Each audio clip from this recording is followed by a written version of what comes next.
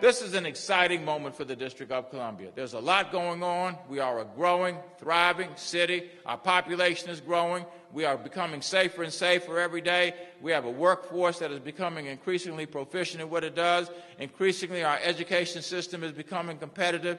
We are fiscally stable at this stage. In essence, we are a great place to be. First of all, we know that the federal government continues to be a hugely important part of our economy here in the city. It will continue to be, but the desire is to really diversify. If we're going to be able to continue to grow and flourish and thrive in the District of Columbia, we've got to be competitive, and this is one of the ways to be able to do that. We have some great universities here, universities that are working with us on this project. President Knapp, President DeGioia, and Dean Guthrie, I want to thank you for your outstanding leadership in helping us move this to where we are today.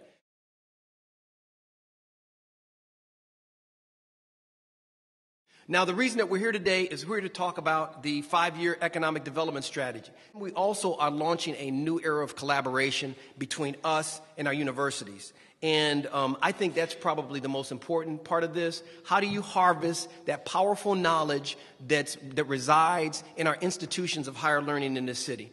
And in this process, we have recruited some university leadership. Just in simple terms, I cannot thank these gentlemen enough because they not only committed their time, but they also have drawn in a tremendous resource, which are their young, talented MBA students. So if you get a call from someone with sounds like a young voice, vibrant and interested and curious, it's probably one of our MBAs trying to get in contact with you, to sit down with you, and to talk about the future of the city of Washington, D.C. But working with the university leaders in the business schools, we figured out a way to do this for a total of $400,000. So that is leveraging your dollars 10 to 1. I just want you to know that. We're leveraging your dollars 10 to 1. But we're going to go one better.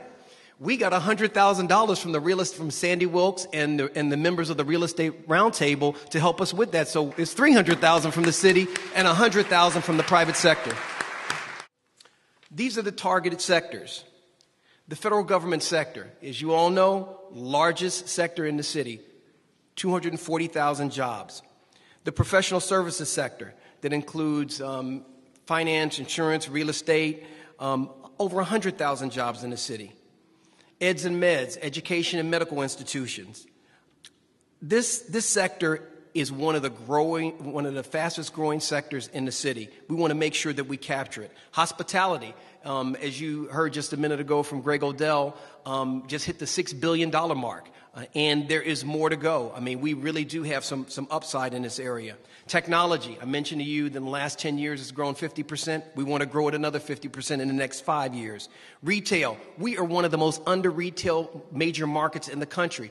Real estate and construction is probably the best leveraged asset that we have. Because what it does is it allows us to create a volume of space to bring in new tenants, new customers, and new residents. So it really is kind of like the perfect, kind of bringing together of opportunity and demand. So we're in June right now, and we've already started our process. Our students are already interviewing people. They're already collecting data. We've set up a continuous process of not just gathering data, but also analyzing the data.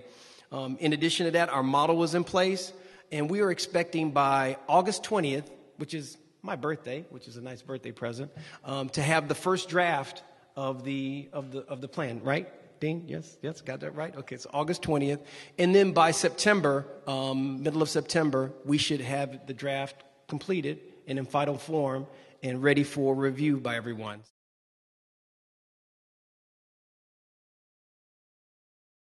Now, I know that I speak for all of the business school deans participating in this important project when I say that it is truly an honor to serve in such a way. When I arrived in the nation's capital 2 years ago, I dreamed of being a part of a business school that took very seriously the issues of deep embeddedness and service, thinking very deeply about partnerships and the ways in which we could play a role in working with the private sector and in working with our communities to actually build something great and actually really fulfill our role as being servants of the community. It's an interesting thing being a business school dean at this very moment in time because in many ways, of course, this society embraces the notion of business better than any other society in the world, perhaps. But we have real problems when we think about issues of public-private partnership. We're locked in a debate about who's right and who's wrong. And instead, what we really need to be doing is coming together and working on the problems that we face. Now, what I didn't know before I came here was that I would meet up with a group of colleagues, a group of deans from universities from around this great city who think exactly the same way that I do about being servants of the community. And I certainly didn't know that I would land in a time that an administration like Mayor Gray's administration would be so ready to embrace what we wanted to do. And it has been such a pleasure to work with this administration and to work with this team to really figure out what we can do.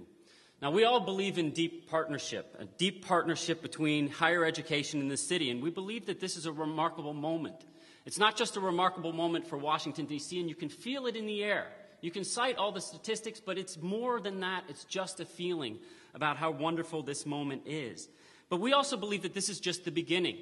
This is just the start of a new model, as was mentioned, that we want to participate in every way that we can. I know Mayor Gray, Deputy Mayor Hoskins, Councilmember Brown, I guess he left. On behalf of the deans, our students, and our institutions, I want to thank you for making us a part of this process. We won't let you down. And I can say that today and from now on, I truly am proud to be a Washingtonian.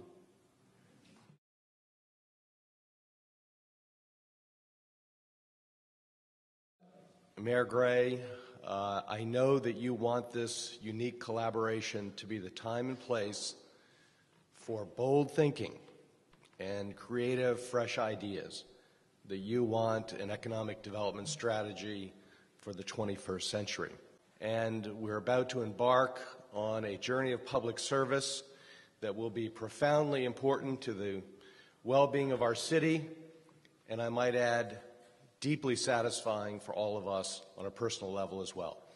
Thank you, Mr. Mayor. Thank you, Mr. Deputy Mayor.